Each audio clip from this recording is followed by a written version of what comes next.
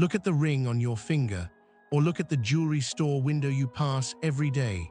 You see a diamond, a symbol of eternal love, a rare treasure from the depths of the earth, a rock so precious it costs 3 months of your hardened life.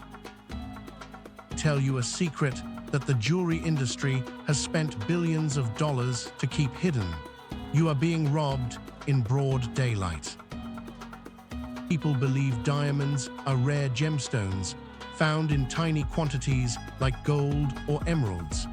They believe that their high price is a reflection of their scarcity.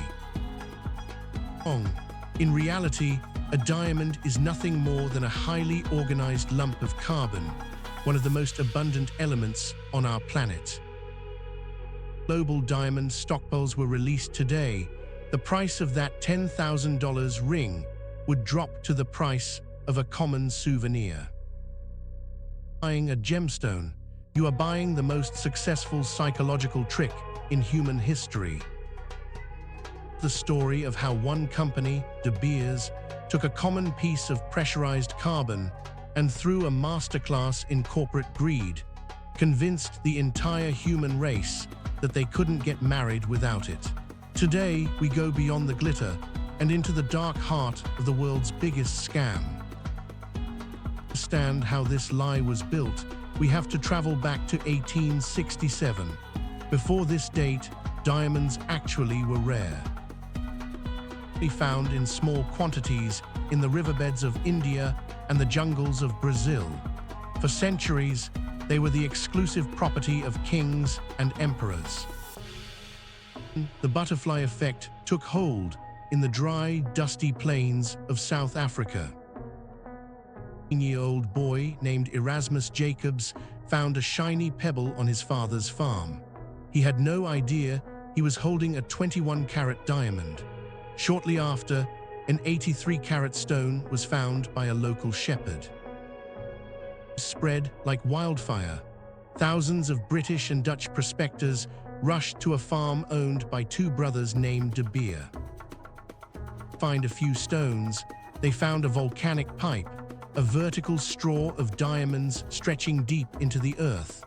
They were scooping diamonds out of the ground by the bucket load. Financiers who funded these mines were horrified. They realized that if all these diamonds hit the market at once, the rarity would vanish. Diamonds would become as cheap as glass beads, and their investment would be worthless. They needed someone to stop the flow. They needed a predator. They found Cecil Rhodes. Rhodes was a man of cold, calculating ambition. He realized that for diamonds to have value, there could only be one seller. He began a ruthless campaign to buy every single mine and every single plot in South Africa.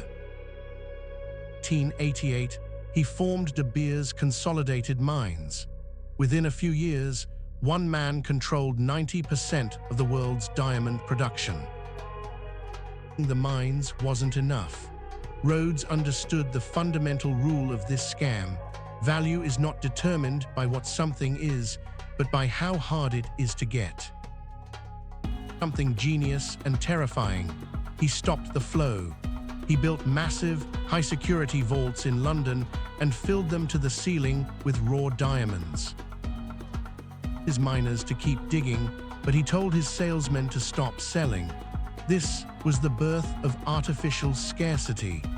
De Beers created an artificial faucet, letting out just enough diamonds to keep the world hungry, while keeping millions of carats locked away in the dark.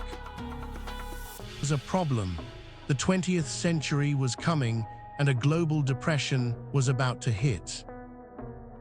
Starving, they didn't care about shiny rocks. To save the scam, De Beers would have to do something even more. By the late 1930s, the diamond industry was on the brink of death. Europe was preparing for war, and America was trapped in the Great Depression. Diamonds were seen as a useless luxury for the ultra-rich. The average person didn't want them, and they certainly didn't need them. De Beers was panicking. They were sitting on millions of carats that no one wanted to buy. The cartel, Harry Oppenheimer, the new head of De Beers, traveled to New York. He hired NWIA, one of the world's most powerful ad agencies, with a simple, desperate mission: make people believe that without a diamond, there is no love. Sell the stone's quality. They sold a requirement. They targeted young men, convincing them that the size of the diamond was the only way to measure their masculinity and their commitment. They targeted women, convincing them that a diamond was the only way to prove they were loved. Invented the 2-month salary rule. It wasn't based on tradition or history. It was a random number created by marketing executives to ensure you handed over a massive chunk of your life savings for a common rock. 1847, a young copywriter named Francis Geraghty wrote 4 words on a piece of paper before going to sleep.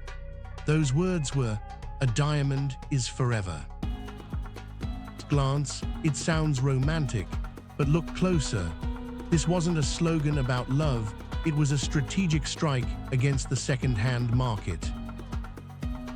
If people realized diamonds weren't rare, they might try to sell them back to jewelers.